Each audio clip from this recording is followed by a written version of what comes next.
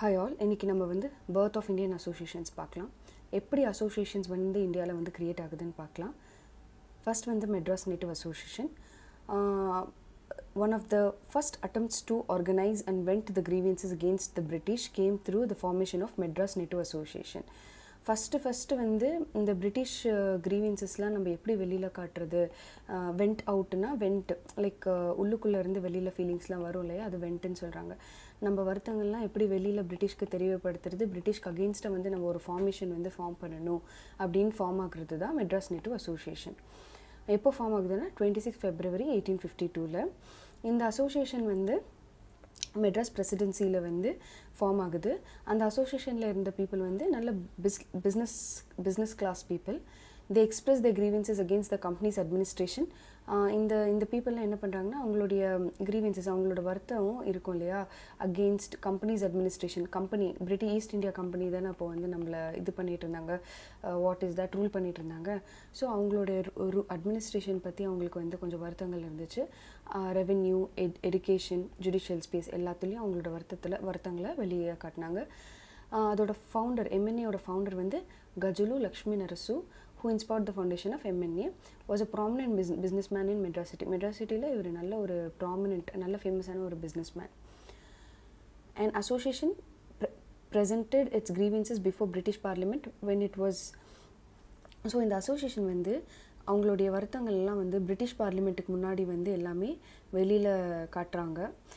அப்போ வந்து when it was discussing East India Company's rule in India, British parliament வந்து East India company rule வந்து British பார்லிமெண்ட்டில் discuss பண்ணிகிட்டு இருக்கிறப்போ இந்த அசோசியேஷன் வந்து அவங்களோட வருத்தங்கள்லாம் எல்லாம் வந்து பிரிட்டிஷ் பார்லிமெண்ட் முன்னாடி காட்டுறாங்க. ஓகேங்களா. So charter act of 1853 pass பண்ணுறதுக்கு முன்னாடி பிரிட்டிஷ் பார்லிமெண்ட் வந்து ஒரு டிஸ்கஸ் பண்ணுறாங்க ஈஸ்ட் இந்தியா கம்பெனி எப்படி வந்து ரூல் பண்ணிகிட்ருக்காங்கன்னு சொல்லிட்டு. அப்போது இந்த மெட்ராஸ் நேட்டிவ் அசோசியேஷன் வந்து அவங்களோட கிரீவன்சஸை வந்து பிரிட்டிஷ் பார்லிமெண்ட் முன்னாடி காட்டுறாங்க. Submitted in December 1852, the MNA pointed out that the Rayotwari and Zamindari systems had thrown agriculture class into distress. ஒரு பெட்டிஷன் வந்து சப்மிட் பண்ணுறாங்க. எப்போனா December 1852. யாருன்னா மெட்ராஸ் நேட்டிவ் அசோசியேஷன் வந்து ஒரு பெட்டிஷன் வந்து சப்மிட் பண்ணுறாங்க. அதில் வந்து ரியோத்வாரி ஜமீன்தாரி சிஸ்டம்ஸால் அக்ரிகல்ச்சர் கிளாஸ் பீப்புள் வந்து எவ்வளோ வருத்தத்தில் இருக்காங்க, எவ்வளோ கஷ்டப்பட்டுட்டு இருக்காங்கன்னு சொல்லிட்டு ப்ரீஃப் பண்ணுறாங்க. ரியோத்வாரி சிஸ்டம்னா ரியாட்னா பெசன்ட்னா யார், ஃபார்மா. டைரெக்டாக ரியோத்வாரி சிஸ்டமில் வந்து ஃபார்மக்கிட்டேயே வந்து மணி கலெக்ட் பண்ணிட்டு இருந்தாங்க. அதுதான் ரியோத்வாரி சிஸ்டம்.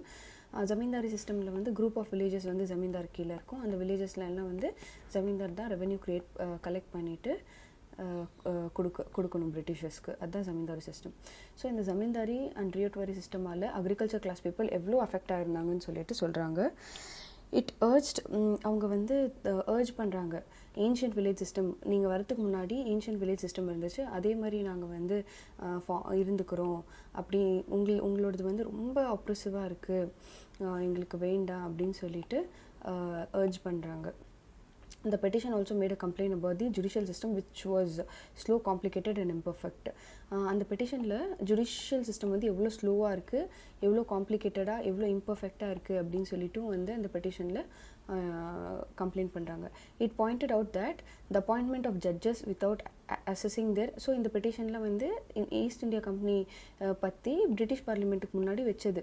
ஸோ அதுதான் வந்து என்னென்னலாம் அந்த பெட்டிஷனில் இருக்குதுன்னு சொல்லிட்டு, ஒன்று வந்து ரியோத்வாரி அண்ட் ஜமீன்தார் சிஸ்டமை வேண்டான்னு சொல்கிறது, முன்னாடி நம்ம ஏன்ஷியன்ட் வில்லேஜஸ் சிஸ்டமில் எப்படி ஃபாலோ பண்ணிட்டு இருந்தோமோ அந்த மாதிரி இருக்கணும்னு சொல்கிறது, இன்னொன்று வந்து ஜுடிஷியல் சிஸ்டம் வந்து ரொம்ப ஸ்லோ அண்ட் காம்ப்ளிகேட்டடாக இருக்குன்னு சொல்கிறாங்க. அப்புறம் it pointed out that the appointment of judges without assessing their judicial knowledge and competence in local language affected the efficiency of judiciary. அவங்க என்ன சொல்கிறாங்கன்னா, ஜட்ஜஸை வந்து நீங்கள் பாட்டுக்கு அப்பாயிண்ட் பண்ணிடுறீங்க, அவங்களுக்கு ப்ராப்பராக ஜுடிஷியல் நாலேஜ் இருக்கிறது இல்லை, அப்புறம் வந்து லோக்கல் லாங்குவேஜ் கூட அவங்களுக்கு ப்ராப்பராக தெரியறதில்லை, அதனால ஜுடிஷியரியோட எஃபிஷியன்சி குறையுது அப்படின்னு சொல்கிறாங்க. The diversion of state funds to missionary schools, ஸ்டேட்டில் இருக்கிற ஃபண்டை வச்சுட்டு மிஷனரி ஸ்கூல்ஸ்க்குலாம் வந்து கொடுத்துட்ருக்காங்க கிராண்ட்ஸ் இன் எய்டு சிஸ்டம் மூலயமா அப்படின்னு சொல்லிட்டு அது ஒரு பெட்டிஷன் ஆப்ஜெக்ஷன் வந்து வைக்கிறாங்க. So Madras native association petition was discussed in parliament. So இங்கே மெட்ராஸ் நேட்டிவ் அசோசியேஷன் கொடுத்த பெட்டிஷன் வந்து பார்லிமெண்ட்டில் டிஸ்கஸ் செய்யப்படுது. எப்போன்னா March 1853. HD Seymour, chairman of Indian Reform Society, came to Madras in October 1853. So இந்த பெட்டிஷன்லாம் கொடுத்த பிறகு இவர் ஹெச்டி சைமோர்ன்றவர் chairman of Indian reform society, Indian reform சொசைட்டியோட சேர்மன் வந்து மெட்ராஸ்க்கு வராரு. எப்போனா October 1853. அவர் வந்து சில பிளேசஸ்லாம் விசிட் பண்ணுறாரு. குண்டூர், கடலூர், திருச்சிராப்பள்ளி, சேலம், திருநெல்வேலி, இந்த பிளேசஸ்லாம் வந்து விசிட் பண்ணுறாரு. Charter Act, however, as the Charter Act of 1853 allowed British East India Company to continue its rule in India, MNA organized an agitation for transfer of British territories in India to the direct control of the Crown. Charter act வந்து British east India கம்பெனியை வந்து continue பண்ணிக்க சொல்கிறாங்க. ஆனால் MNA வந்து agitation strikes பண்ணுறாங்க. British டெரிட்டரிஸ்லாம் வந்து grown கீழே கூட இருக்கட்டும், ஆனால் இந்த ஈஸ்ட் இந்தியா கம்பெனி கீழே இருக்க வேண்டான்னு. க்ரோன் யாருன்னா கிங்கு. இவங்களுக்கு அடியில் ஈஸ்ட் இந்தியா கம்பெனின்னு சொல்லிட்டு ஒரு கம்பெனி வந்து ட்ரேட் மட்டும் பண்ணுறதுக்காண்டி தான் இந்தியாவில் வந்தது. ஆனால் அந்த ட்ரேட் வந்து அட்மினிஸ்ட்ரேஷன் வரைக்கும் போயிடுச்சு. ஸோ இந்த பீப்புளெலாம் வந்து கிங்குக்கு ரிலேட்டடே கிடையாது. லைக் இவங்க ஒரு குரூப் ஆஃப் பீப்புள், இவங்க தான் இப்போ வந்து இந்தியாவை வந்து பார்த்துட்ருக்காங்க. ஸோ இவங்க எம்என்ஏ என்ன சொல்கிறாங்கன்னா, ஈஸ்ட் இந்தியா கம்பெனி வேண்டாம், க்ரௌனுக்கு கீழே கூட நாங்கள் இருக்கோம், ஆனால் ஈஸ்ட் இந்தியா கம்பெனி கீழே வேண்டாம் அப்படின்னு சொல்லிட்டு எம்என்ஏ சொல்கிறாங்க. Madras native association. Madras Native Association sent its second petition to British Parliament, signed by 14,000 individuals. 14,000 individuals வந்து சைன் பண்ணி பெட்டிஷன் வந்து அனுப்புகிறாங்க பிரிட்டிஷ் பார்லிமெண்ட்டுக்கு. கம்பெனி ரூலை டெர்மினேட்னா டெர்மினேஷன் எண்டு பண்ணுங்க அப்படின்னு சொல்லிட்டு. ஸோ லைஃப் ஆஃப் எம்என்ஏ வந்து ரொம்ப கம்மி தான். 52 ஃபார்ம் ஆகுது, 66 வந்து லைக்னா கம்மியாயிடுது. So, the life of MNA was short. Lakshmi Narasu died in 1866. 1866 அவர் இறந்துடுறாரு. அண்ட் பை 1881 அசோசியேஷனே வந்து கம்மி ஆயிடுச்சு. 66 ஃபவுண்டர் இறந்துடுறாரு. 81 அந்த ஆர்கனைசேஷன் கம்மி ஆயிடுச்சு. Though the MNA did not achieve much in terms of reforms, it was beginning of organized efforts to articulate Indian opinion. எவ்வளோதான் இவங்க ரொம்ப வந்து அச்சீவ் பண்ணலினாலும் இந்த ஆர்கனைசேஷன்ஸ்க்கு வந்து பிகினிங் பண்ணதே வந்து எம்என்ஏ தான், மெட்ராஸ் நேட்டிவ் அசோசியேஷன் தான் சொல்கிறாங்க. In its lifetime, MNA operated within the boundaries of Madras Presidency.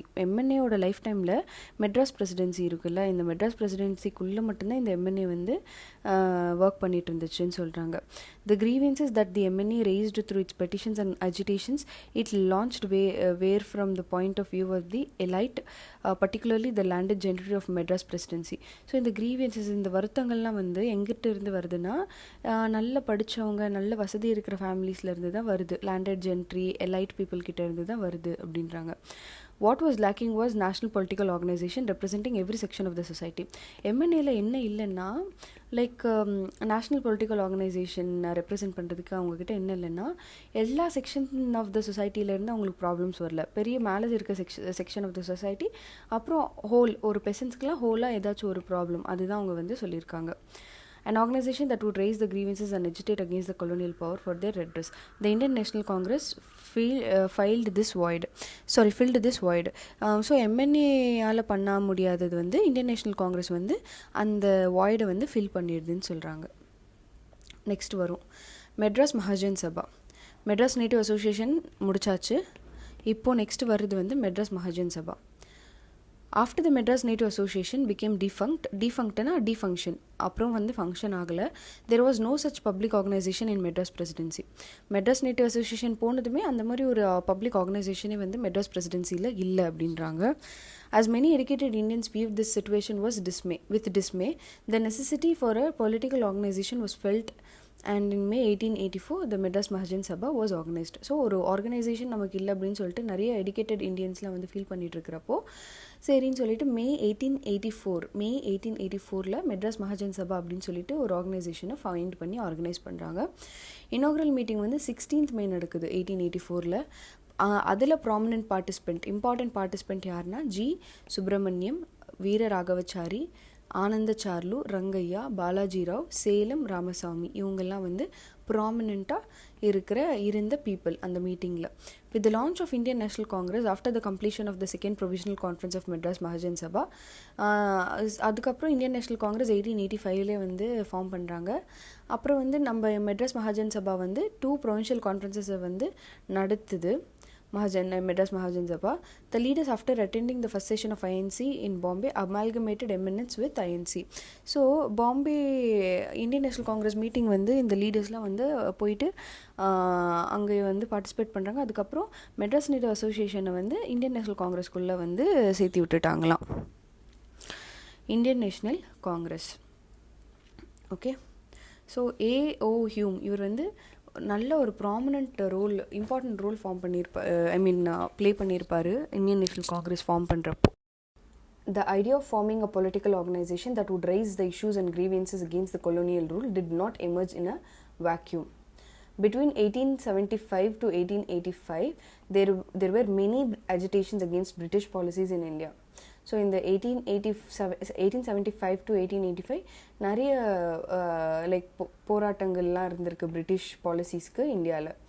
Indian textile industry was campaigning for imposition of cotton import duties in 1875. Indian textile industry வந்து campaign like strikes போடுறாங்க.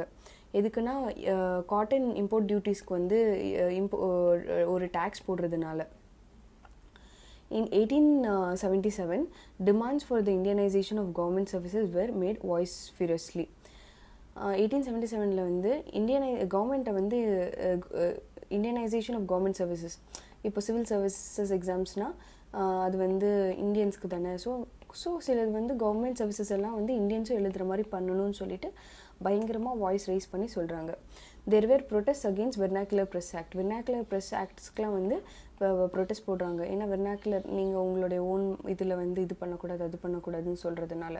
1883 there was an agitation in favor of Ilbert bill. Ilbert billனால கூட agitations வந்து rice பண்ணுறாங்க. But these agitations and protests were sporadic and not coordinated. அது வந்து ஒரு அந்த இன்ஸ்டன்ட்டில் வந்து ரைஸ் ஆகுறது தான் இந்த அஜிடேஷன்ஸில். இப்போ ஒரு பாலிசி பிரிட்டிஷ் பாலிசி வருதுன்னா அதுக்கு அகெயின்ஸ்டாக வந்து அஜிடேஷன் பண்ணுறது ப்ரொட்டஸ்ட் பண்ணுறது தான் பண்ணிகிட்டு இருந்தாங்க. அது வந்து ஒரு கோஆர்டினேட்டடாக எல்லாரோடையும் சேர்ந்து ஓகே இந்த ப்ரொட்டஸ்ட் பண்ணலாம் கோஆர்டினேட் பண்ணலாம் அந்த மாதிரிலாம் ஒன்றுமே இல்லை. There was a strong realization that these protests would not impact on the policy makers unless national political organization was formed. அவங்களுக்கே வந்து ஒரு ரியலைசேஷன் வந்துருச்சு, இந்த ப்ரொட்டஸ்ட்ஸு என்ன பண்ணாலுமே எதுலேயும் வந்து இம்பேக்ட் ஆகாது அன்லெஸ் நம்மளே ஒரு நல்ல ஒரு பெரிய பொலிட்டிக்கல் ஆர்கனைசேஷன் ஃபார்ம் பண்ணுற வரைக்குமே இதெல்லாம் ஒரு பொருட்டாகவே யாருமே மதிக்க மாட்டாங்கன்னு சொல்லிட்டு இவங்களுக்கே வந்து ஒரு ஸ்ட்ராங் ரியலைசேஷன் வரும். From this realization was born the Indian National Congress. The concept of India as a nation was reflected in the name of the organization. இந்த இந்தியான்ற ஒரு கான்செப்ட் வந்து இந்த நேஷனில் வந்து ரிஃப்ளெக்ட் ஆகிட்டு இருந்துச்சுன்னு சொல்கிறாங்க.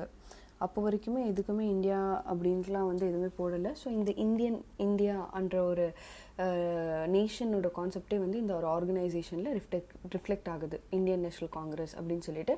It also introduce the concept of nationalism. நேஷனலிசம்ன்ற concept கூடமே இதுதான் வந்து காட்டுது, ரிஃப்ளெக்ட் பண்ணுது. December 1884 Alan Octavian Hume, a retired English officer of ICS, Indian Civil Services officer, யாருன்னா Alan Octavian Hume 1884 டிசம்பரில் அவர் வந்து ஒரு ரிட்டையர்ட் ஐசிஎஸ் ஆஃபீஸர். ஒரு மீட்டிங்கை வந்து அவர் தான் ஸ்டார்ட் பண்ணுறாரு. அது வந்து தியோசபிக்கல் சொசைட்டியோட மீட்டிங் வந்து மெட்ராஸில். The formation of a political organization that would work on an all India basis was discussed and the idea of forming Indian National Congress emerged in the meeting. So அந்த மீட்டிங்கில் வந்து ஒரு political organisation form பண்ணணும், அது வந்து எல்லா class of பீப்புளுக்கும் அது help ஆகணும், அது வந்து ஆல் இண்டியா பேசிஸில் இருக்கணும் அப்படின்னு சொல்லிட்டு அந்த ஐடியாவில் ஃபார்ம் ஆனது தான் Indian national Congress. So Indian national Congress was formed on 28 December 1885 in Bombay. Indian national Congress இந்த டைமில் ஃபார்ம் ஆகுது. Apart from A.O. Hume, another important founding member வந்து W.C. Banerjee, who was elected as the first president. W.C. Banerjee, A.O. Humeக்கு other important founding member. A.O. Hume first, next அவரை தான் first president-ஆ வந்து. Those activities of INC then revolved around petitions and memoranda. From the very beginning, the founders of the INC worked to bring every section of the society into the into its ambit. இவ்வளோ தான் வந்து Indian national Congress வந்து first வந்து petitions அவங்க என்னென்னலாம் யாருக்கெல்லாம் என்னென்ன பிரச்சனை பெட்டிஷன் பண்ணிவிட்டு அதை ஒரு மெமரண்டாவாக ஆக்கிட்டு அதுக்கப்புறம் தான் அவங்க அது வந்து பிரிட்டிஷ்க்கு சப்மிட் பண்ணிட்டு இருந்தாங்க. எவ்வளோ தான் அந்த மாதிரிலாம் வந்து இருந்தாலுமே கூட அவங்களுக்கு வந்து எல்லா செக்ஷன்ஸ் ஆஃப் த சொசைட்டியும் வந்து அவங்களோட ஆம்பிட் இந்தியன் நேஷனல் காங்கிரஸ்குள்ளே இருக்கணும். எல்லா செக்ஷனோட சொசைட்டியோட வருத்தங்களும் வந்து நம்ம வந்து இன்க்ளூட் பண்ணி நம்ம பெட்டிஷன்ஸில் போடணுன்றது தான் அவங்களோட மெயின் எய்மாகவே இருந்துச்சு. One of the main mission of the Indian National Congress was to weld the Indians into a nation. So எல்லா இந்தியன்ஸும் ஒரு நேஷனை வந்து வெல்ட் பண்ணணும். தமிழ், தெலுங்கு, ஹிந்தி, இங்கிலீஷ் அந்த மாதிரிலாம் இல்லாமல் எல்லாருமே இந்தியன்ஸ் அந்த மாதிரி ஒரு இந்த ஃபேஸில் கொண்டுட்டு வருது ஐஎன்சியோட மெயின் ஆப்ஜெக்டிவாக இருந்திருக்கு. When they were convinced that the struggle against the colonial rule will be successful only if Indians saw themselves as the members of the nation. இந்த கொலோனியல் ரூல் இந்த பிரிட்டிஷ்க்கு வந்து அகேன்ஸ்டாக நம்ம எப்போ வந்து ஜெயிப்போம்னா நம்ம எல்லாருமே இந்தியன்ஸாக நம்ம நினைக்கிறப்போ மட்டும்தான் அப்படின்னு சொல்லிட்டு சொல்கிறாங்க. To achieve this Indian national Congress acted as a common political platform for all the movements that were being organized in different parts of the country.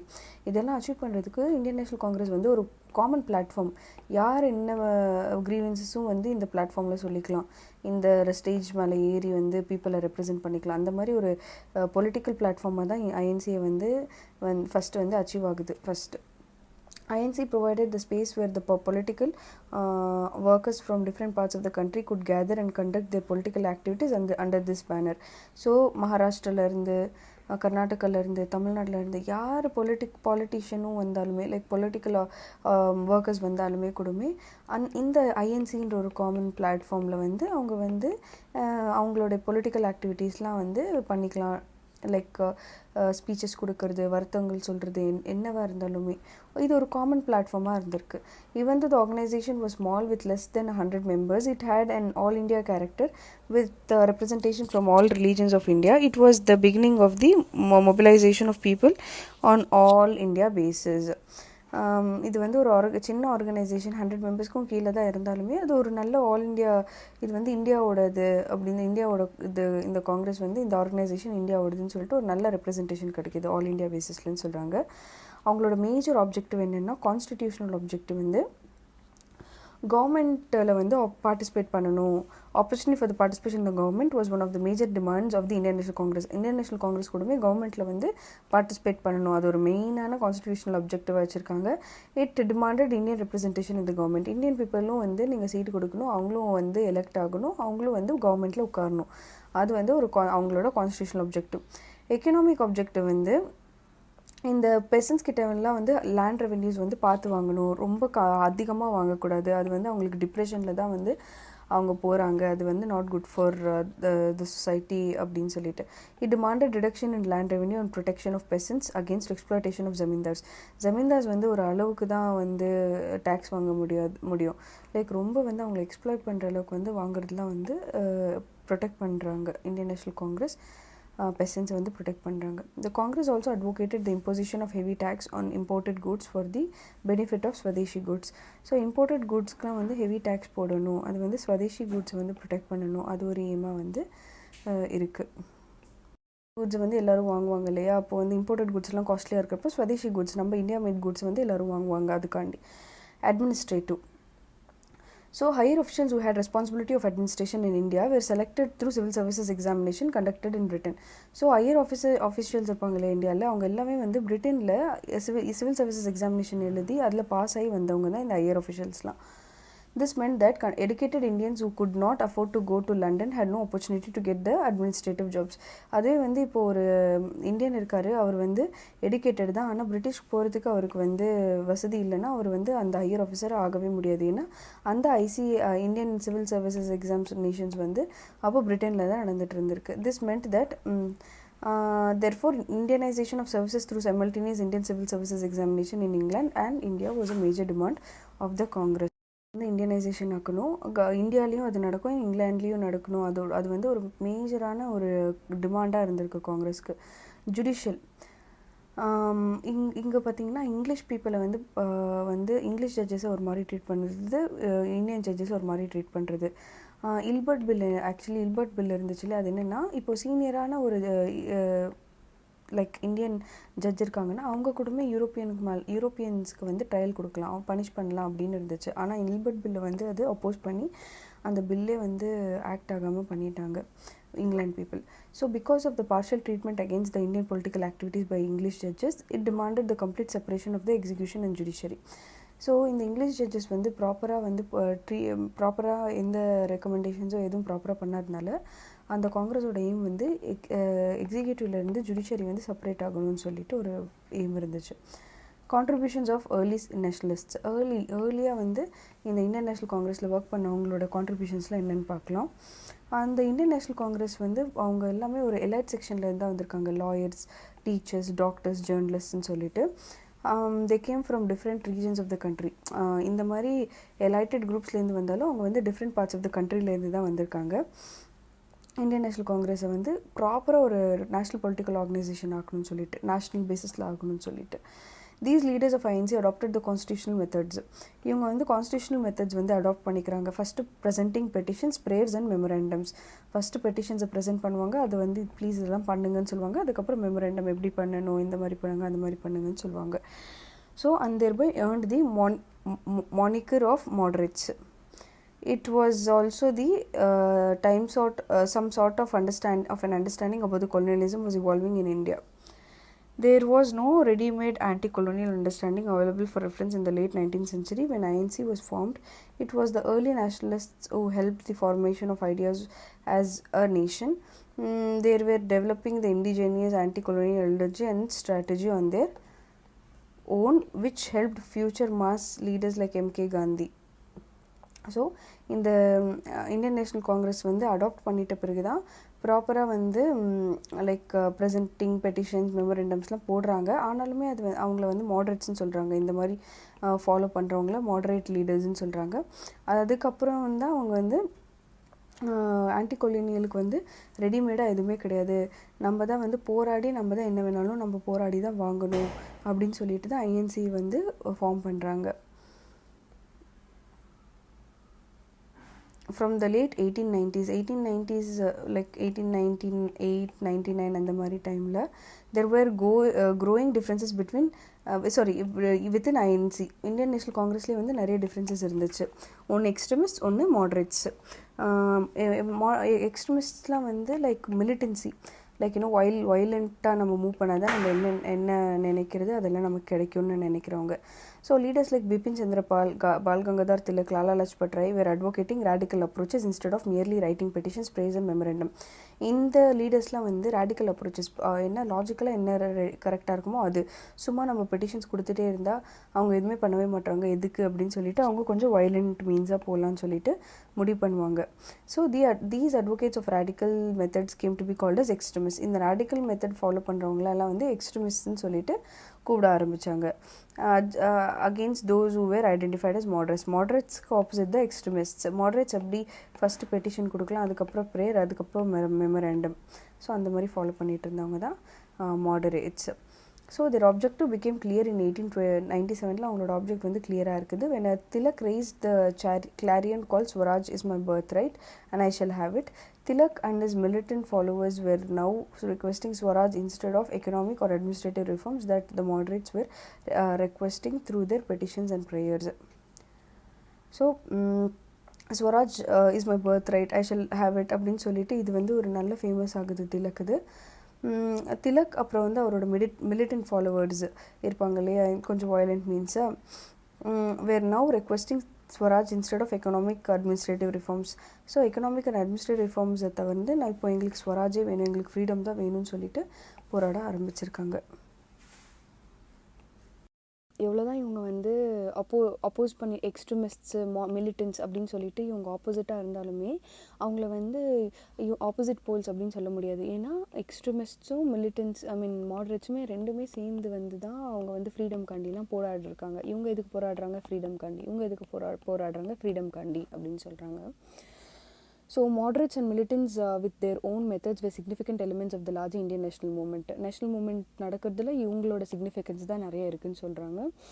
So Swadeshi 1905ல் Swadeshi வந்து மூமெண்ட் ஸ்டார்ட் பண்ணுவாங்கள்ல, அது வந்து 2 பேருமே ஸ்டார்ட் பண்ணியிருப்பாங்க. பார்ட்டிஷன் ஆஃப் பெங்கால் அப்போ வந்து பிரிட்டிஷ்க்கு 2 பேருமே வந்து அகெயின்ஸ்டாக வந்து போராடி இருப்பாங்க. ஆனாலுமே பார்ட்டிஷன் ஆஃப் பெங்கால் நடந்திருக்கும். The Swadeshi movement directly opposed the British rule and encouraged the ideas of Swadeshi enterprise, national education, self-help and use of Indian languages. Swadeshi movement வந்து இதெல்லாமே வந்து இந்த ஐடியாஸ்லாம் என்கரேஜ் பண்ணுது. த மெத்தட்ஸ் ஆஃப் மாஸ் மொபிலைசேஷன்னா நிறைய people வந்து சேர்ந்து வந்து ஸ்ட்ரைக் பண்ணுறது, நடந்து வர்றது, நிறைய பீப்புள் வந்து பிரிட்டிஷ் கூட்ஸ் எரிக்கிறது, அந்த மாதிரி. Method of mass mobilisation and boycott of British goods and institutions suggested by the radicals was also accepted by moderates. So boycott பண்ணுறது, அப்புறம் வந்து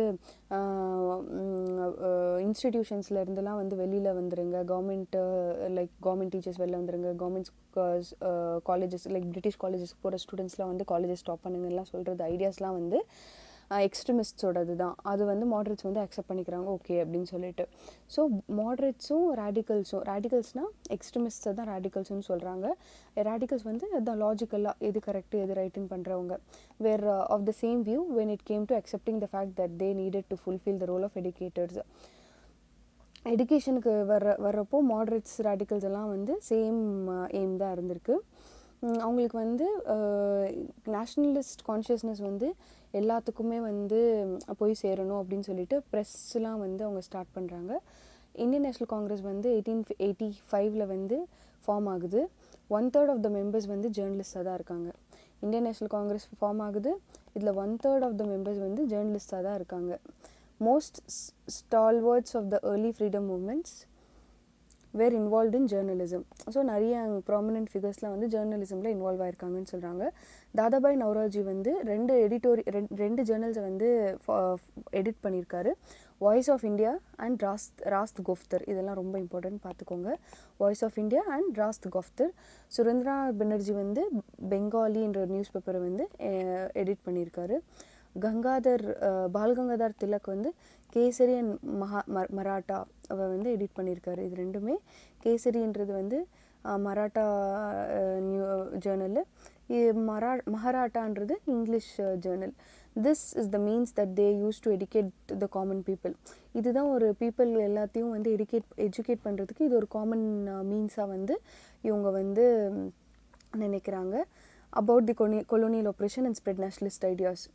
இந்த பத்திரிக்கை மூலமாக வந்து எல்லா பீப்புளுக்கும் வந்து பத்திரிக்கை சேரும் இல்லையா, அவங்களுக்கு வந்து நேஷ்னலிசம் வந்து அந்த லெட்டர்ஸில் வந்து என்கரேஜ் பண்ணுறாங்க. பிரிட்டிஷ் நம்மளுக்கு பண்ணுற கொடுமைகள்லாம் வந்து அவங்களுக்கு வந்து புரிய வச்சு நேஷ்னலிசம் வந்து எல்லாத்துலேயும் நேஷ்னலிசமை வந்து க்ரோ பண்ணுறாங்க. News regarding the initiatives taken by INC were taken to the mass through these newspapers. So INC பற்றி எல்லாமே இந்த நியூஸ் பேப்பர்ஸில் தான் எல்லாருக்குமே போய் சேர்ந்துட்டு இருந்துச்சு. First time in the history of India the press was used to generate public opinion against the oppressive policies and acts of the colonial government. இந்தியாவிலே first time வந்து ப்ரெஸ் யூஸ் பண்ணுறாங்க பிரிட்டிஷ்க்கு வந்து நம்ம அகேன்ஸ்டாக போகிறதுக்காண்டி.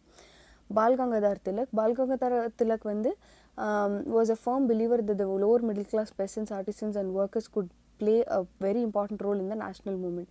இவர் தான் ஃபஸ்ட்டு வந்து even grass root level people கூடமே இந்தியன் நேஷ்னலிஸ்ட் மூமெண்ட்டுக்கு வந்து ரொம்ப இம்பார்ட்டண்ட்டு, அவங்க இம்பார்ட்டண்ட் ரோல்ஸ் ப்ளே பண்ணுவாங்கன்னு இவங்க தான் நினச்சிருக்காரு. He used his newspapers to articulate the discontent among the sections of the people against the oppressive colonial rule. So இவருமே வந்து கொலோனியல் ரூல் பற்றி வந்து எல்லா பீப்புளுக்கும் போய் சேரணும்னு சொல்லிட்டு நினைக்கிறாரு. He called for national resistance against British imperial rule in India. Full நேஷனே ரெசிஸ்ட் பண்ணணும், பிரிட்டிஷ் ரூல் நம்மளை ரூல் பண்ணுது இல்லையா, அது வந்து அகெயின்ஸ்ட்டு, அது வந்து ஒத்துக்காமல் நம்ம ஃபுல் நேஷனே சேர்ந்து இந்த பிரிட்டிஷ் ரூலுக்கு வந்து ரெசிஸ்ட் பண்ணணும் அப்படின்னு சொல்கிறாரு. 27 July 1897, Tilak was arrested and charged under section 124A of the Indian Penal Code. இந்த நாளில் வந்து பால்கங்காதர் திலக் வந்து செக்ஷன் 124Aல இந்தியன் பீனல் கோட் ஐபிசியில் வந்து அரெஸ்ட் ஆகுறாரு. சிவில் லிபர்ட்டி பர்டிகுலர்லி இந்த form of freedom of expression and press became the significant part of the Indian freedom struggle. Civil liberty, நம்மளுக்குலாம் ஒரு லிபர்ட்டி, பீப்புளுக்கு வந்து ஒரு லிபர்ட்டி இருக்கணும், அவங்களுக்கு பிடிச்சது அவங்க பண்ணணும். பர்டிகுலர்லி இந்த form of freedom of expression and press, நம்ம நினைக்கிற நம்மளோட எக்ஸ்பிரஷனே நம்ம ப்ரெஸ்ஸுக்கு அட்லீஸ்ட் நம்மளுக்கு வந்து சிவில் லிபர்ட்டி கொடுக்கணும், அது வந்து ஒரு இம்பார்ட்டன்ட் பார்ட்டாக வந்து இந்தியன் ஃப்ரீடம் ஸ்ட்ரகிளில் வந்து பண்ணுது. Naoroji and his drain theory. Dadabhai Naoroji வந்து அவரை வந்து grand old man of Indian nationalism அப்படின்னு சொல்லுவாங்க. அவர் வந்து ஏர்லி நேஷ்னலிஸ்ட். இந்த நேஷ்னலிசம் அந்த கான்செப்ட்லாம் வர்றப்போவே வந்தப்போவே இருந்தவர் தான் இவர். இவர் வந்து பாம்பே முனிசிபல் கார்பரேஷனுக்கு வந்து எலெக்ட் ஆகிறாரு 1870s. Elected to British parliament in 1892. British பார்லிமெண்ட்டுக்கு எலெக்ட் ஆகிறாரு 1892. இந்தியன் சொசைட்டி அப்படின்னு சொல்லிட்டு 1865 ஒன்று ஃபார்ம் பண்ணுறாரு. ஈஸ்ட் இந்தியா அசோசியேஷன் சொல்லிட்டு 1866 லண்டனில் ரெண்டுமே ஃபார்ம் பண்ணுறாரு. இவர் வந்து president of Indian national Congress 3 வாட்டி எலெக்ட் ஆகிறாரு. He was elected thrice as president of Indian National Congress. Dadabhai Naoroji வந்து புக் எழுதுறாரு, poverty and unBritish rule in India அப்படின்னு சொல்லிட்டு 1901 அது வந்து வெளியில் வருது. அந்த book in this book he put forward the concept drain of wealth. நம்மளோட வெல்த்லாம் எப்படி ட்ரெயின் ஆகிட்டுருக்கு, எப்படி வந்து போயிட்டே இருக்குது அப்படின்னு சொல்லிட்டு, எப்படி குறையுதுன்னு சொல்லிட்டு இவர் ஒரு புக் எழுதியிருப்பார். He stated that in any country the tax raised would have been spent for the well-being of the country of that country. அவர் என்ன சொல்கிறாருன்னா, என்ன கண்ட்ரி எடுத்துக்கிட்டாலும் டேக்ஸ் வந்து போடுறாங்க இல்லையா, அந்த டேக்ஸ் வந்து திரும்பவும் அது வந்து ஒரு வெல்பீயிங், பீப்புளோட வெல்பீயிங் தான் கர்ச் பண்ணுவாங்க, லைக் ஸ்பெண்ட் பண்ணுவாங்க. ஆனால் பிரிட்டிஷ் இந்தியாவில் taxes collected in India were spend for the welfare of England. ஆனால் பிரிட்டிஷ் இந்தியாவில் வந்து இந்தியாவில் டேக்ஸ் கலெக்ட் பண்ணி வெல்ஃபேர் ஆஃப் இங்கிலாந்து நல்லா இருக்கணும்னு சொல்லிட்டு தான் அவங்க வந்து ஸ்பெண்ட் பண்ணிட்டு இருந்தாங்கன்னு சொல்கிறாங்க. Navroji argued that India had exported an average 13 million pounds worth of goods to British each year. 1835 to 72ல Nowroji வந்து சொல்கிறாரு, இந்தியாவிலேருந்து எக்ஸ்போர்ட் ஆனது 13 மில்லியன் பவுண்ட்ஸ் கூட்ஸ் வந்து பிரிட்டனுக்கு எக்ஸ்போர்ட் ஆயிருக்குன்னு சொல்லிட்டு. ஆனால் அந்த மாதிரி ரிட்டர்ன் எதுவுமே வரலை, கரஸ்பாண்டிங்காக ரிட்டர்ன் எதுவுமே வரலைன்னு சொல்கிறாங்க. The goods were in lieu of payment for profits to the company shareholders living in Britain. So பிரிட்டனில் இருந்த இந்த கம்பெனியோட ஷேர் ஹோல்டர்ஸ்க்கு தான் எல்லாமே போயிட்டு இருந்துச்சுன்னு சொல்கிறாங்க. Granted interest to investors in railways, pensions to retired officials, generals, interest for money borrowed from England to meet war expenses for the British conquest of territories in India as well as outside India. So அந்த காசெல்லாம் வந்து அவங்களோட share holders அங்கேயே இருப்பாங்க இல்லையா, அந்த share holders போகுது, இந்த ரயில்வேலலாம் இன்வெஸ்ட் பண்ணுறதுக்கு போகுது. அப்புறம் பென்ஷன்ஸ், ரிட்டையர்ட் ஆஃபிஷியல்ஸ் இந்தியாவிலேருந்து ரிட்டையர் ஆகி அங்கே அவங்களுக்கு பே பண்ணுறதுக்கு போகுது.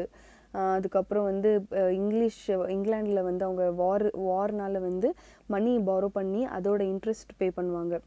மணி பாரோ பண்ணியிருப்பாங்க இங்கிலாண்டிலேருந்து. இந்த பிரிட்டிஷ் ஈஸ்ட் இந்தியா கம்பெனி அங்கேருந்தே வந்து லைக் மணி பாரோ பண்ணியிருப்பாங்க, இன்ட்ரெஸ்ட் பே பண்ணுவாங்கல்ல. இங்கே வார் இருக்கும், வேறு இடத்துலலாம் வாருக்கெல்லாம் ஸ்பெண்ட் பண்ணுறதுக்காண்டி இந்த பிரிட்டிஷ் ஈஸ்ட் இந்தியா கம்பெனி வந்து அவங்களுடைய பீப்புள் கிட்ட இங்கிலாண்டில் வந்து பாரோ பண்ணியிருக்கோம். அதுக்கு இன்ட்ரெஸ்ட்லாம் பே பண்ணுறதெல்லாம் இந்தியாவிலேருந்து போகிற ப்ராடக்ட்ஸ்லேருந்து தான். All this going in the name of home சார்ஜஸ்ன்னு சொல்லிட்டு எல்லாமே இங்கேருந்து போயிட்டுருக்கு. Naoroji asserted made up a loss of 30 million pounds a year. இதனாலேயே வந்து இந்தியாவுக்கு 30 மில்லியன் பவுண்ட்ஸ் a year வந்து லாஸ் ஆகுதுன்னு சொல்கிறாங்க.